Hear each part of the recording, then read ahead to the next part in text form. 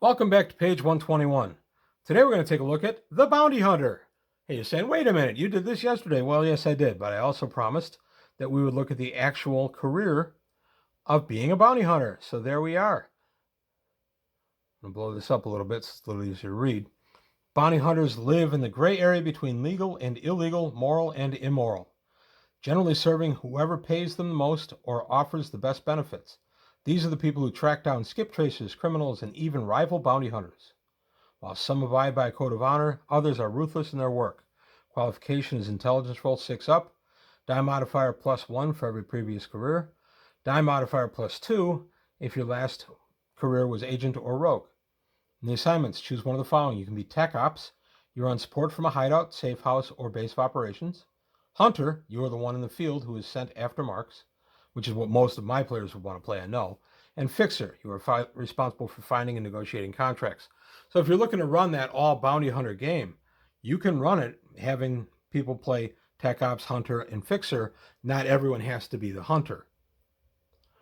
So for the career progress, tech ops, your survival education 6 up, advancements reputation 6 up, hunter is survival is strength 7 up, advancement is reputation 5 up, and fixer is intelligence 5 up, and rep 7 up for advancement.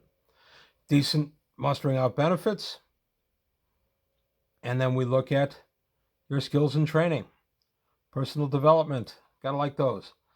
+1 strength, +1 dex, +1 endurance, +1 intellect, athletics or gambler. Service skills are carouse, deception, electronics, gun combat, investigate, streetwise. Oop, my buddy Wally just jumped on the table to join us. Hey buddy, stick your face in the camera so people believe me, or get off the table, or just sit your butt down out of shot. Okay. So our service skills are carouse, deception, electronics, gun combat, investigate, and streetwise. Advanced education, you need a minimum education of 10. Animals, astrogation, explosives, tactics, military, medic, and pilot. Tech ops, admin, electronics, investigate, mechanic, science. There's my Wally walking around. That's perfect, buddy. Put your tail right over that thing. Anybody who lives with cats knows what I'm dealing with. Hunter, under the hunter, you can be a driver, flyer, gun combat, melee, navigation, recon, or stealth. And as a fixer, you could have advocate, broker, diplomat, deception, persuade, or streetwise. So really nice skill sets, lots of action-packed skill sets there. And as you're going up in your levels for tech ops, you can get electronics 1 at rank 2, rank 4 mechanic 1, rank 6 rep +1. Hunter at second, you get gun combat 1, 4th streetwise 1, and 6th reputation 1.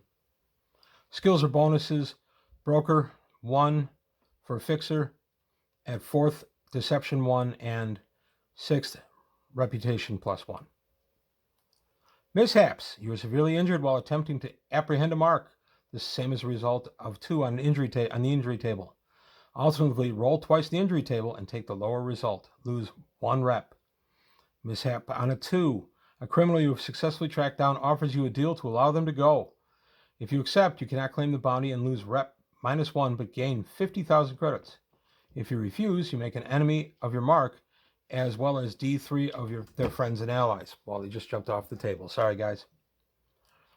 On a 3, in the process of investigating your mark, you discover the person who hired you is equally complicit in the crime.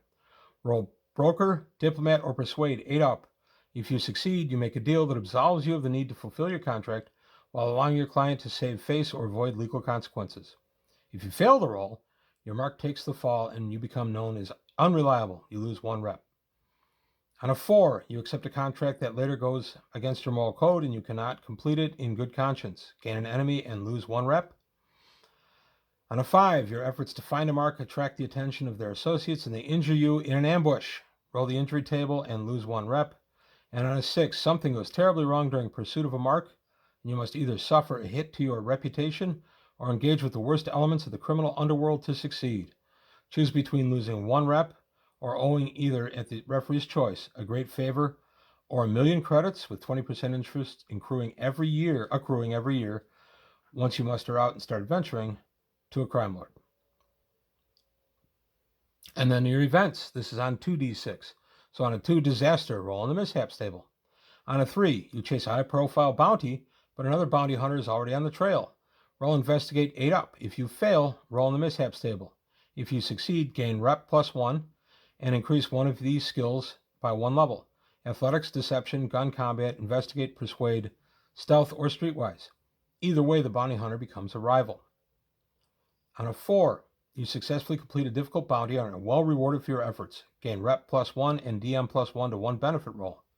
On a 5, your network of contacts grows. Gain D3 contacts.